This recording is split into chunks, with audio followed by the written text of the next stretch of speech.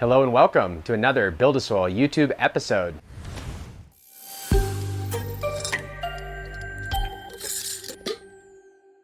Today we've got season 6, episode 6, and we're going to be re-amending the 4x4 bed. Also, I'm excited to share with you that the seeds have popped, not all of them, so we want to discuss that. The 4x4 tent, we're running like an 8 to 10 year old pack of seeds, and I see movement. We may have to pop something else, I'm not positive, but we'll track it together. I'm hoping that we get some germination, enough, but they're really old packs, so we may have to pick something else. I'll show you in just a second so you can see what I'm talking about. Otherwise, I'd like to keep it pretty basic today. I'm gonna do just a home grower re-amend like we've been doing on the Coot's bed. No soil test, just to show you how easy this is. Soil testing is super helpful, but when you're starting with a known variable, we know that we don't have any excesses of sodium or any problems. We had a great run last round. It's pretty predictable.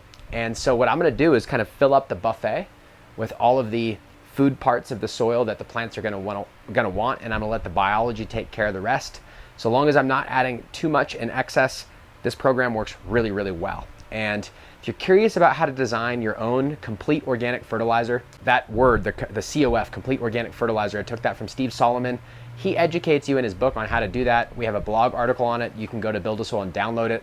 And then you can pick and choose individual components to make your own. But a lot of times what we do is we try and find the best version of what we're using.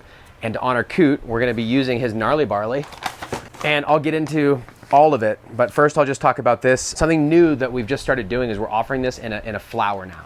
Not just a milled where it's cracked, but a full-on flour, and it's all food grade. We get it from a nutraceutical company that makes stuff for like protein shakes and all that. And so they make this specific blend just for us. It took a while to bring in. They make the gnar bar, totally floured out. And so I'm really excited to use it. I think it's gonna make a big difference. You can order it online. And one thing to consider is like when you start researching soil testing, maybe to learn how to re-amend, sometimes it can be like, if you're trying to draw a moral line on it, it can be hard to make decisions. So you're like, well, the bone meal comes from cattle that were fed GMOs and they ruin the earth growing the corn and spraying pesticides on it just to feed the cattle, so I don't want to use that. But then you come over to seed meal and it may have been hexane extracted for oil. It could have been not grown very well. There could be GMOs just in the seed meals. So it's not like as straightforward as everyone thinks.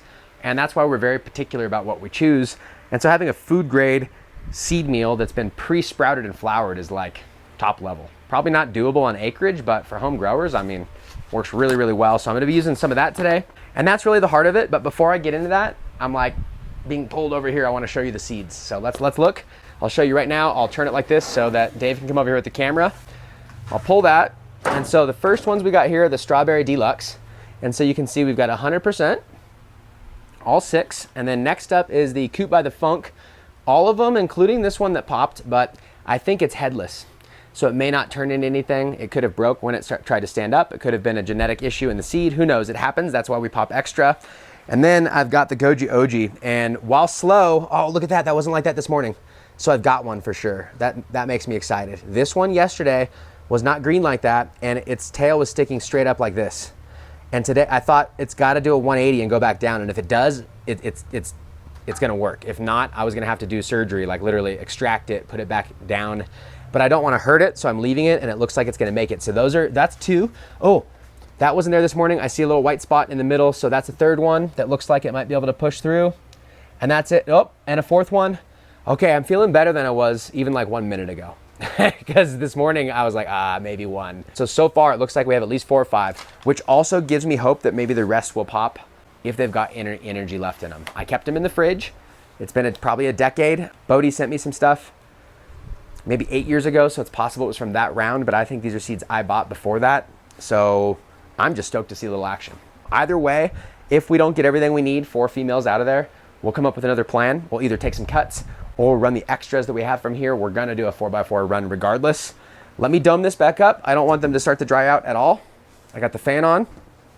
Okay, and it's low humidity out here. So that makes it really a nice environment. If I were to pull one of those, you'd see nice furry roots popping out the sides already. In fact, let me see if I can show you one. I mean, they're barely getting going and you can already see that they're immediately ripped through these. I love these cocoa coins. So the second they get going, they start firing roots. And what I want to avoid is I don't want to have a ton of roots on these. I want to immediately transplant them. In fact, you could probably start this in your soil cup, but I feel like this makes it more compartmentalized for the dome, makes it super easy to keep the environment right. And now that they're through their like temperamental phase, they're ready for transplant. They're ready to rip. So I want to get these going, not like next week, but now, which means I don't have time to wait for these. So today, I'm gonna transplant all of these. I'm not gonna worry about that runt. I'm just gonna leave it in here and see what it does, but I probably won't care. I probably won't use it. And then we'll at least be moving forward. And then next week on Monday, I'll see what I got here and I'll decide if I'm gonna transplant. I'll update on the video and decide, what are we gonna do about Goji Oji. Now next, let's talk about the re-amend.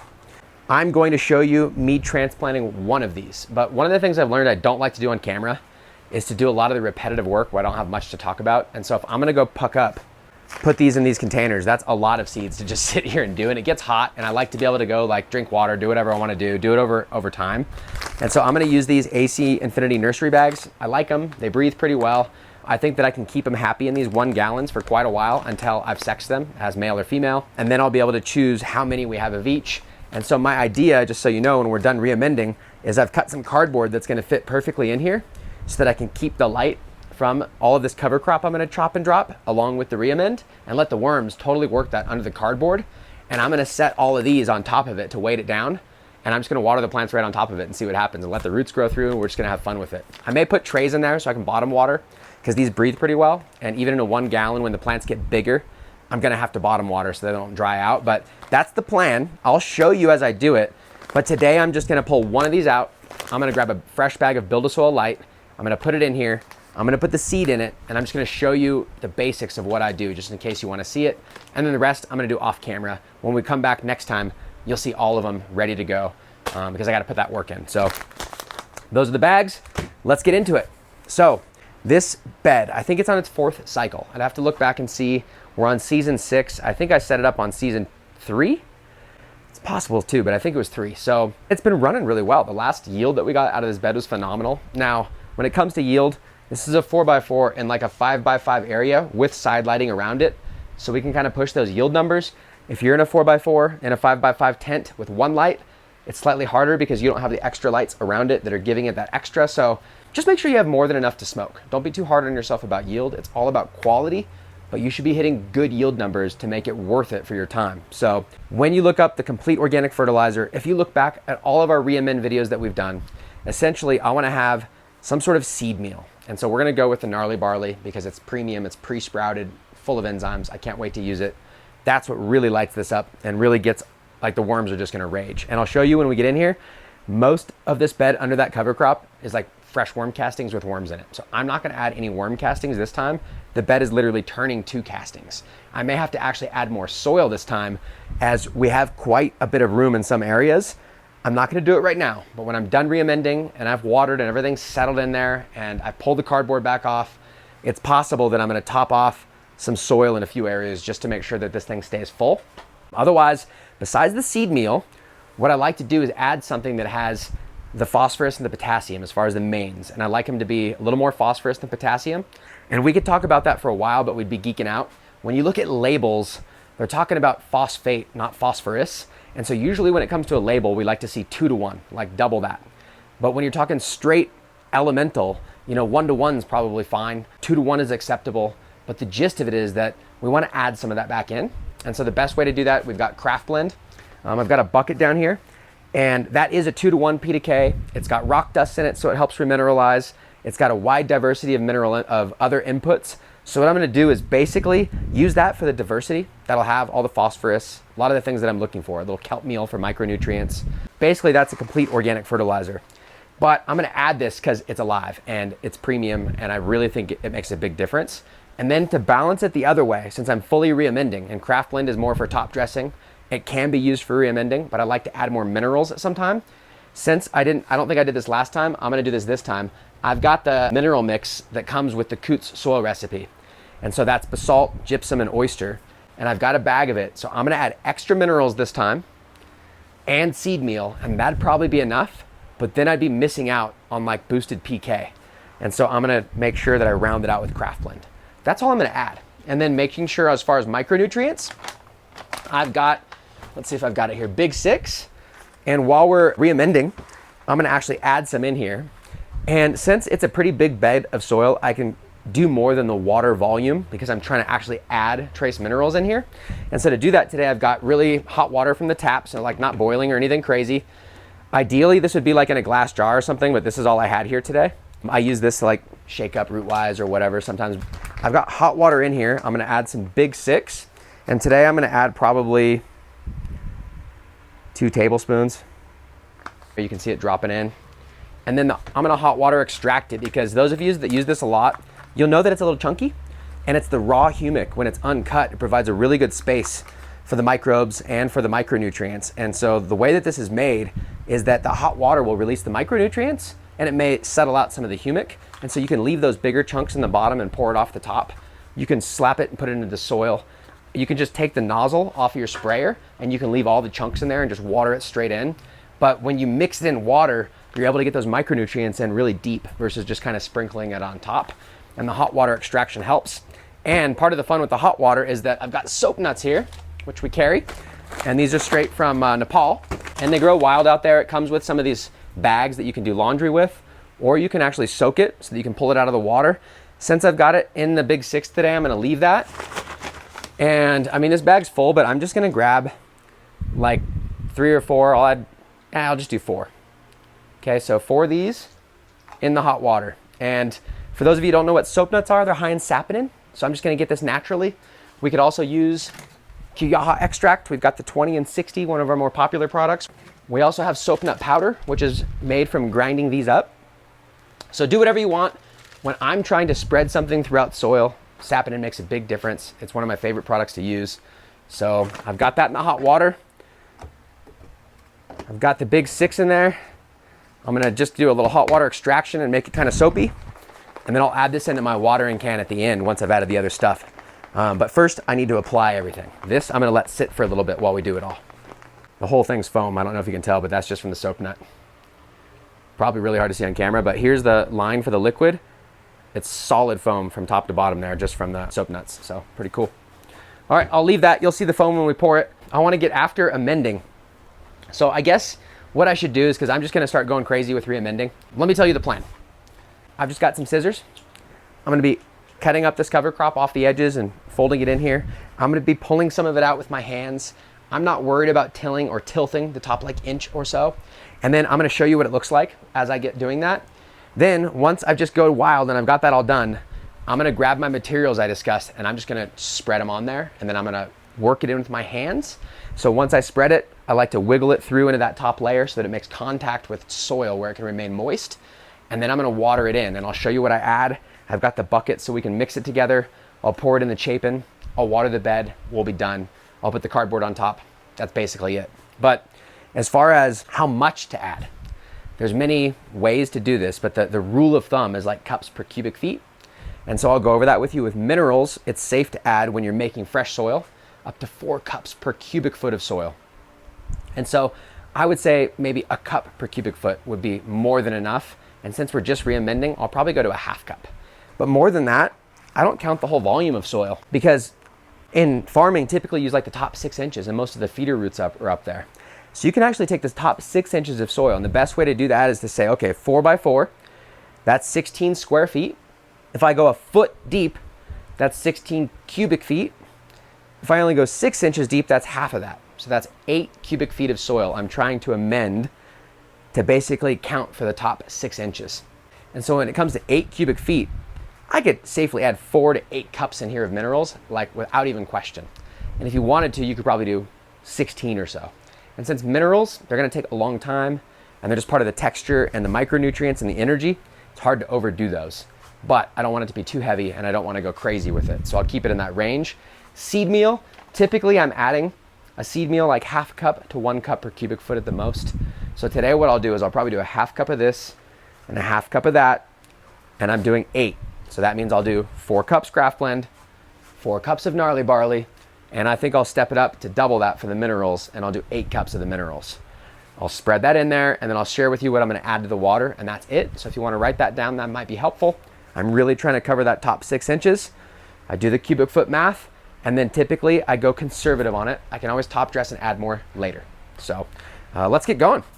Right here you can see I've got the stalk from last time. I'm just gonna wiggle it a little bit. You don't really have to pull this out, but I love looking at them. It's pretty cool to see all the colors in there. Look at that. It's purple. You can tell that this has been getting eaten by some of the life in here. And so there are some roly-polies. There's a worm sticking out right there. This is like a whole ecosystem. Fresh castings right on top that they've been making and depositing.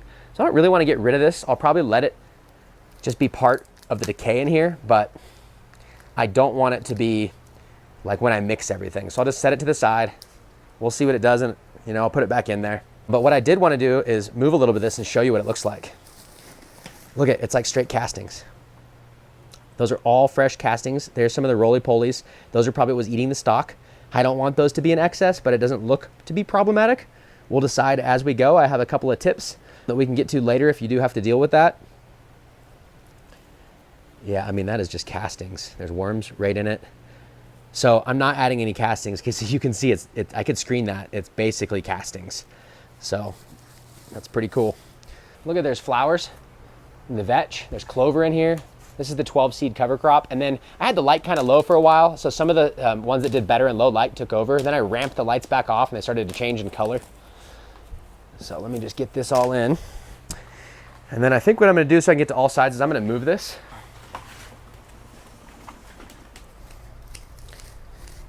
Scrog screen from the last round. I don't want that in there. A couple bits. You can see the straw from the last time. So this is what we talk about when we're making soil, is these greens that I'm chopping and dropping are gonna go with these browns. And the worms are gonna work it, and it's literally gonna make compost. Now you could grind it all up, but when I add all these activators and stuff that I'm adding and put it under the cardboard and moisten it, I think it's gonna do fine. I have a few weeks, so shouldn't really be an issue. But we'll see together how far this goes. I think it's gonna turn practically to soil. Now the carbon to nitrogen ratio of these young cover crop, I mean, it turns to soil pretty easily on its own. So I don't have to be too particular about chopping it. Look at how fine the leaves are. I'm not gonna like really worry, but I don't want it to be alive. So I'm terminating it. Really, that's what I'm focusing on. Ripping the roots out, cutting it, making sure that it's not gonna grow anymore. And then of course I'm gonna smother it with the cardboard so it's not gonna be able to. And then that'll be, just make sure that I have really well fertilized soil from the cover crop actually building it like green manure. And then of course I can put more cover crop in there if I want companion plants, if I want to have living mulch. So this isn't the end of what's growing in here, it's just the beginning. I guess that's how nature is though, right? It's all built on death and decay. Yeah, this side is gonna need a little volume this time. I'll probably have to add some soil. They make like shears you can cut in here. I mean, I've just always been pretty low tech. If it was commercial, I'd be doing things differently, and a lot of commercial grows won't do it this way at all. But we're not commercial. A lot of you are home growers. And we're looking to do something that fits with our busy lifestyle, connects, spiritually for us, rewards us with really, really good final product. All right, I think I've got most of it terminated now. The rest will be covered by the cardboard. And I do kind of want to work it in with the straw a little bit without really tilling. I'm going to check out moisture real quick. It could use a bump in moisture. It's nice, but it's not soaking. And so I'm going to have to slow water. I don't want to just do a big water and let it just dump all through. So I'm definitely going to use more soap nut, maybe some Q-Yaha. Make sure that I do a good watering on this. Okay. I want to evenly spread all that, but let's get some amendments in there. And it'll make it easier to see what I'm doing. And honestly, it doesn't really matter. We're just getting it terminated and getting it mixed in. Not like one gnat in here, which is really cool to see. So let's get some amendments. So I've got the craft blend, and I think I said I was gonna do a half cup per times 8, so that's 4 cups. Oh, look, I already got a jar in there. I'll use that one for this one. And the 1 cup mark, I'm not gonna be precise, but that's a 1 cupper. It's lined up right now.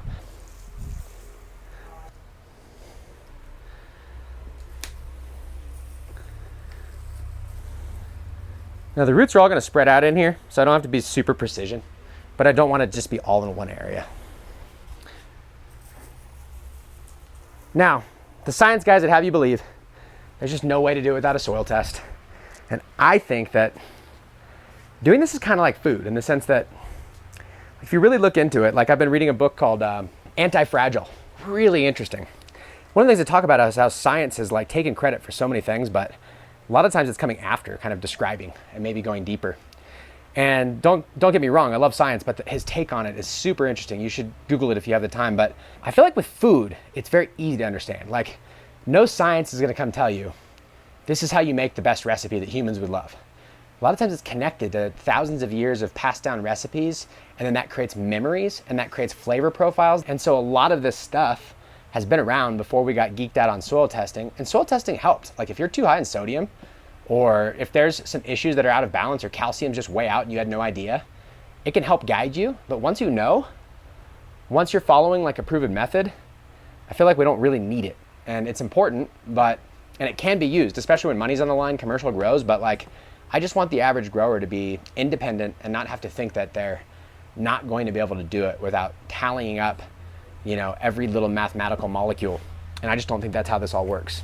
In food, it's very straightforward, but when we do something new, it's like, well, what's the exact science? And the exact science, I'll tell you 1,000 different ways to do stuff. So, and even soil testing science, some of it's just ridiculous. So we could talk about that for days. If you have questions, I'd like to do a deeper dive on soil testing. All right, so I did all 4. That's the 4 quadrants. So now I know I'm good with the craft blend. Let's grab the minerals. Actually, let's do the gnarly barley and the minerals. I'm just so excited to be using this floured version. Not only because it comes from a food company, but it's just like, if we're gonna do something, I'm gonna say, hey, use a seed meal. Why go use soy? Why go, you know, like, we have it, but I just don't use it as much anymore. I like this is so much better than buying soy meal. This isn't chicken food. This is like human grade, real pre-sprouted. Like, this would be heady if it was for humans at the organic grocery store. And this is just for our soil. And so anytime you have the choice to choose an ingredient, choose the best. So that's a little bit. Let me actually go by cups. I'm gonna do quadrants here as well and do 4 cups. Now, there's a whole history on sprouted seeds and why they're so important and what they do for the soil and the enzymes and the worms. If you followed Clackamas Coot, you know all about it. If not, Google it. It's fascinating. Everyone gives them credit for it, and it is absolutely phenomenal what it does. There we go.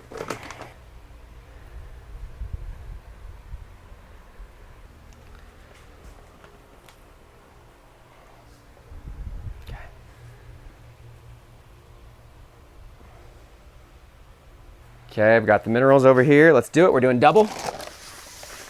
So the 1 cup, it's a little bit above halfway. So 2 cups would be like the full thing, but I'm just mound it. There we go. Same thing per quadrant. So there's going to be my 2 cups minerals. So this would be a little heavy with plants in it. Probably actually heat up a little bit, but the worms and the composting action from the cover crop and the straw, like, this is going to build some really nice soil in here. Since I have the time, because we're going to be sexing these seeds, might as well do it proper. Awesome. Okay, and I got one last thing that I didn't mention that I do want to add. And part of it is just because it's a good ingredient on its own, but partly because I've got a lot of greens and browns I want to break down, and it's almost like composting. And so I've got Kashi blend. AJ makes it, used to work here. He's an awesome grower, good guy, owns a small business locally. Makes the Kashi blend. So it's beautiful, smells good. Now this, I don't really have to measure. What I'm gonna do with the Kashi blend is use this because it's a carrier for all the lactic acid bacteria that's on here from the fermentation, and that will help go to town on this and break it down a little bit faster.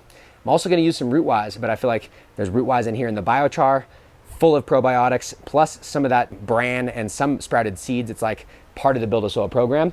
Instead of me calculating how much, I'm gonna just make it even without being clumped up. I want it like salt and pepper in here, like I'm seasoning. So I want there to be space between all the granules. I don't want it to be caked up anywhere. And that'll allow it to get, when it gets moist, bloom that biology on everything near it, break it down and turn it into compost. At least help with the process. You'll see, we'll show you under the cardboard after this. It'll probably get all covered in mycelium, which is pretty cool. Shows you that it's actually doing something when all this starts to come alive. Well, that's pretty good. I think that's enough. The last step is to work it in and then water it. And so I'm gonna kind of get dirty right now just to get it in there first. Otherwise, I'll just be splashing it around. And then we're gonna whip up our watering can. We're gonna water it in. I'll tell you what I'm gonna add in here. And then last, I'll cover it. We'll transplant 1 seed and we'll be done for today's episode. So Thank you so much for watching. This is gonna be a really good run and I'm starting to get excited about it. So I got the fruit by the funk going in this bed, using Coot's stuff to re-amend, using Coot's seeds, just honoring the man that taught me so much. So here I am just kind of wiggling it all. I wanna get some soil contact on the cover crop and the straw. So I do wanna work it in that top layer just a little bit. I don't want it to be just sitting on top. That way the worms can kind of come up and it's not just like a layer of soil and then stuff on top. So see how everything's making contact now? It's like wiggling in, that's perfect.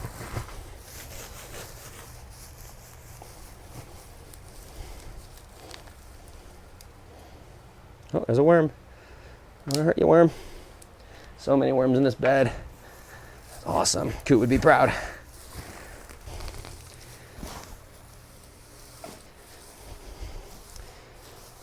Get some of the underneath on top.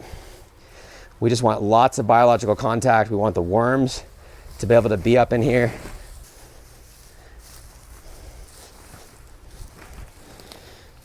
The other reason I think I use my hands is I don't want to hurt all the worms, and I'm being pretty gentle right now. Going fast, but nothing crazy. Or if I were to use like shovels and all this stuff, I mean, you could do it, but I'd be chopping up some worms too. Okay. It's not like it's buried or anything, but I got a lot of soil up in that now. I got all the amendments making good surface contact. The rest I'm gonna handle with the watering. And so seeing how much water it needs, the one chapin's not gonna be enough. Shoot, this is probably 150 gallons of soil or something, so 10%, I mean, that'd be like 15 gallons. I could do multiple chapins in here. I don't think it'd hold it all at once. So what I'm gonna do is go slow, water all the stuff I want in here so that it's in. But then tomorrow I'm gonna come in here and I'm gonna really do a deep watering. I'll use today as just the initial. So let's get it going. So I've got a bucket, got this one here so we can watch on camera. Got root-wise, and anytime I do a chop and drop, I like to add the biology that's gonna help break it down and make it available right away. It's interesting, when you see like these bales, driving around here you see it a lot of farms, and they'll have the tractor go out there and they'll remove all the corn stubble. So when they harvest the corn, they'll take all the stalks and they'll bale it all up into basically like a, not like, it looks like straw almost, but it's corn waste. And when you're farming, like when we had a lot of hemp growers out here, they had to do a calculation. If they wanted to leave that stubble out there, they'd have to add a whole bunch of extra nitrogen to their farming program to help break down all that carbon. And if they didn't, if they decided that they didn't want to add the extra nitrogen, they'd have to remove it. And so that carbon to nitrogen ratio played a huge role in it, but part of it was because it was sterile and they didn't have all the biology that could go break it down. So other companies sell you products that'll help break down that residue. But when it comes to living soil, like this does all of it. We don't need to go buy some residue breakdown. That's because they can only spend $2 an acre or something. This has everything that we need all in one. We've backed the same microbial company since day one. We've never switched, we've never changed because it's the best. It's made in the United States. There's been every year a come and go fly-by-night microbial company. And so if you want the best, the proven one, buy a grower that's a legend in the industry, made by a USA lab, Rootwise is your go-to. That's what I'm gonna use today and add it in here. Shoot, the world record pumpkin grower. I mean, I could go on. This, don't be led astray. This is the ticket. I'm gonna add Rootwise, and I've got his enzymes. When I chop and drop, I feel like the enzymes really help break it down. So I'm gonna do both those today. And since it's a re-amend, I had most nutrients already in there. I'm just gonna add some trace minerals instead of me sprinkling it on the bed. Sprinkling it on the bed is also fine. And I have some Thrive. I'll probably add that in another one just to help break down. EM5 was back here. That was just for me to clean. So I'm not gonna add anything like that. That's it, so let's add it. When I'm doing a dose like this, I could do like a tablespoon in a 5-gallon bucket, and I'm gonna go a little hard on it because of all the residue. So I'm gonna do like a mounded teaspoon, probably a tablespoon really. Normally I use very, very small amounts, but I'm just gonna load this bed right now since we're doing a big chop and drop and a big re-amend, and hopefully it just goes crazy on all that food we added. Look at that, isn't that beautiful? That's why I like to do the clear jar. It's just so cool to see as it starts to come alive. Now, what you're seeing is some of the humic acid falling out, and that's gonna be an original like food source for the microbes. And some people like to do this first and get their microbes kind of woke them up before they add them to the soil. But I really feel like we don't even have any plants living in there. We're just gonna, this will have plenty of time to come to life in the soil. And when it's coming into contact with the material that it's gonna do its job with, it starts to intelligently create the enzymes for that. It's so cool. It creates air bubbles that like stay under the pellicle of the top just from adding microbes. So neat. And I know most of it's the carrier, right? It's the diatomaceous earth, which a lot of companies use talc powder, depending on the source, We have an organic version that we use for Bavaria Bassiana, and it's because it's supposed to be cheap for using on large scale farms. But when you want to go premium, this is a much, much better way to go and safe. You've heard a lot of problems with heavy metals and talc, things like that. All right, so I'm gonna let that settle so some of the chunks come out. I'm gonna add enzymes now. Stir. And then I could just add this to the water. I've let it settle. I already shook it a lot. You can see it's still foamy, but I want the main component to kind of stay on the bottom and just the micronutrients to come out. Look at that. It's pretty rad. All right, I'll leave the rest of the sediment in there. I'll leave the soap nuts in there. I can get another round out of that.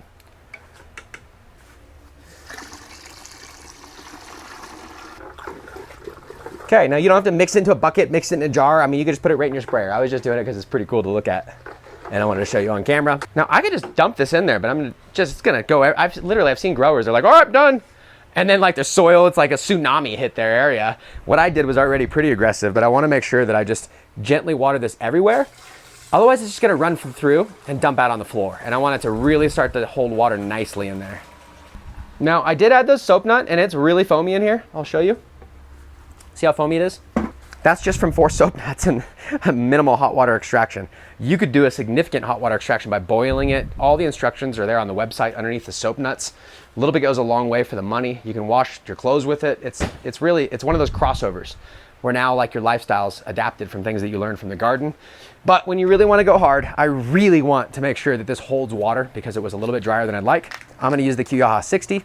And we're now going directly to the manufacturer instead of through the United States distributor. One of the problems with the 20 was that it was bricking up a little bit when exposed to moisture. Now, it still can do that, but we've been putting it through the ringer and it's not bricked up at all. It's flowable, it's foamier. I think it's a better product all the way around. So I'm gonna sprinkle just a little bit in here, and we're really gonna go hard on the foam today. This is a 1/16 of a teaspoon per gallon, very small amount. I'm gonna add like a teaspoon in here today. So I added probably double, triple what I needed to add because I really wanna spread it through that bed. When I'm done using the Q60 like this, I'll unscrew and pull it out, and it'll literally be a wall of foam with one hole in the middle from the pump. It's pretty cool. So I've got the 1 gallon per minute nozzle on here. What I like to do, just because it takes a while with just a nozzle, is if you have time, you can sit here and just do 1 gallon per minute nozzle. What I typically do is I do it for a while, and then once I feel like it's pretty saturated, I take it off and I just go to kind of the hose method with no nozzle on here. Here's what I want you to look for. If that happens where your V-spray gets split, it's because of the humic acid. The cool thing about the Chapin, this is how quick it is. Done, now it's cleared, and you're back in it, ready to go. Otherwise, like I said, you just take this nozzle off and that humic acid won't clog it at all.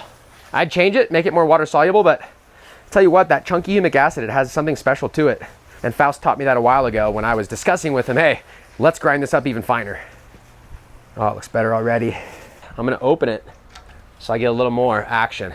And then I'm just gonna move it so that I'm not getting too much in one area. Go to the edges. I've got some cardboard over there I'm gonna put over this when I'm done, and then we'll plant up that 1 seedling and we'll wrap it up for the day.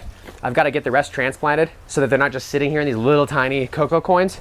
I just don't want them to be stressed. I don't want their roots to be hanging out the edges looking for water for too long. I want them to be immediately tended to so that they know that they're gonna be taken care of the whole time and they don't start kind of stressing out. A lot of the secret really is that, you know, we talk about the BuildASoil way and humidity, environment, all that, and a lot of it really is the discipline to do the important things when they're supposed to be done, and that really translates to your life. I do all sorts of stuff I don't talk about. I follow a lot of the fads just for fun to see if it helps. A lot of what we do comes back to that discipline to see those results, and it's the same in the garden. You can't just try one new thing one time. You gotta get in here every day and make sure you're taking care of these like kids, and then your garden really starts to shine. That's it. Put all the goodies in. That's enough for the initial moisture. I'm gonna wanna add more tomorrow, but now that it's got a little moisture to start, I think it's gonna take it better tomorrow. Okay, I cut this. Nothing like super measured out. I just kind of put it in there and cut it with scissors, so we'll see what I did. Looks like it'll work. Covered from the light. It'll start, the worms will come up under there. They love cardboard. They'll start to work it. As promised, let's get one of these out. And let's do one of these on camera, and then we'll end it for the day. I'll probably put some trays in here, but for right now, I'm just gonna do it straight up on this. Today, I'm gonna use BuildASoil Light. Beautiful. Moisture looks good, I'm happy. You know, when I do this, like I just go over to the retail pallet and I grab soil. You'd think I'd like go cherry pick something, but there's no way to do it. I just grab the soil and you know, I get what you get, so. Now I don't have a very big transplant, so I can basically fill it full. I do want to leave some room so I can top dress in case these plants kind of rage before they tell what sex they are. But it's gonna compact as I add some water, so that's fine. I'll take a little bit out. Okay, there we go. Nothing special. I got BuildASoil Light. I'm just gonna make a little bit of a hole. And then I'm gonna do the Strawberry Deluxe first, so I'll just start with one of those. Let's make sure I don't mess that up. Strawberry Deluxe, okay? Let's grab that one, the one we showed you with the root. I literally just set it in there and now we're ready to go. I really like these cocoa coins. They've been my favorite new thing to play with. So if you haven't tried them, you absolutely should. I get really, really good results with them.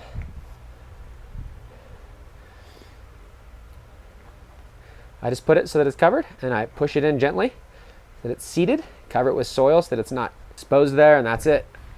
Okay, now I don't have my chapin can ready, but what I like to do now is immediately I want to hit it with some Rootwise. Now, if you recall, I took just the tiniest pinch of Rootwise when I soaked these. So there's a tiny bit in there, but I'm going to give it one Rootwise at least. And then after that, I'm good probably until transplant. But I'm going to do that today. First things first, I've got to do that like 20 more times. I'm going to fill this up and then I'm going to grab my water. I'm going to add a little bit of Rootwise to it, a little bit of Q, and I'm just going to water them. And then that's where we'll be at next time you see this. Next week, I will turn the camera on. I'll show you how much they've grown. We'll see what's going on with the Bodhi. I'll do a full update on the autoflower side. And we'll just keep it going. I've also got Blue Mat coming down. They're gonna help me set up the Blue Mat here from Sustainable Village. So I think Cooper's gonna come down. We've got to set up the Tray to Grow, which I'm really excited to grab some Dominion soil. Got to make sure I've got some in stock, get that plan working, because now that this is in here, 6 weeks is about the longest time I've got. Some of them are gonna start showing sex in 4 weeks under normal lighting. You don't have to do any tricks. I'll show you how to do it. You can watch along with me, or you can jump back and look at the previous seasons that we've covered the same stuff over and over again with a little twist each time. So as always, thank you so much for watching. Subscribe if you haven't done so already. Comment on here, ask me questions so we can do the frequently asked question videos. And until next time, I'll see you on the next BuildASoil video.